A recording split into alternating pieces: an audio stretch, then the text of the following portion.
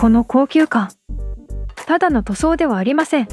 今回施工するのは、メルセデス・ベンツ GLC、新車の美しさを守りながら、さらに存在感を引き上げる、マット PPF 施工です。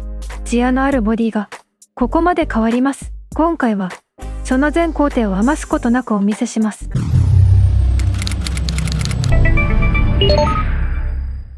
今回入庫したのは、メルセデス・ベンツ GLC。ラグジュアリーと実用性を兼ね備えた人気の高級 SUV です。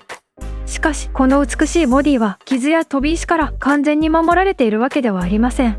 そこで今回施工するのがマット PPF 施工。見た目を変えながらボディを守ることができる施工です。PPF とはペイントプロテクションフィルムの略。透明なフィルムをボディに貼ることで傷や飛び石から塗装を守ります。そして今回使用するのはマットタイプ。ツヤのある塗装を落ち着いたマット質感へと変化させることができます。見た目と保護、その両方を叶える施工です。一枚一枚、ボディ形状に合わせて正確に配置していきます。気泡や歪みが入らないよう慎重に作業を進めます。特に難しいのが曲面部分、ボンネットやフェンダーなど複雑な形状には高い技術が求められます。ここは仕上がりを左右する重要なポイントです。マット PPF のメリットは見た目だけではありません。飛び石からボディを守る、洗車傷を防ぐ、塗装の価値を守る、そして必要に応じて元の状態へ戻すことも可能です。見た目と保護を両立できます。ここで重要なのがフィルムの位置合わせです。もしここでズレがあるとどうなるのか、仕上がりに段差ができたり浮きの原因になることがあります。わずかなズレでも最終的な見た目に大きく影響します。そのためミリ単位で調整しながら慎重に位置を決めていきます。なぜ曲面が難しいのか、それはフィルムが平面ではないからです。無理に貼ろうとするとシワや浮きが発生してしまいます。フィルムの特性を理解しながら少しずつ形状になじませていきます。ここは職人の経験が問われる工程です。端の処理はなぜ重要なのか。この部分が甘いと時間が経った後に剥がれやすくなります。見た目では分かりにくい部分ですが、耐久性に直結するとても重要な工程です。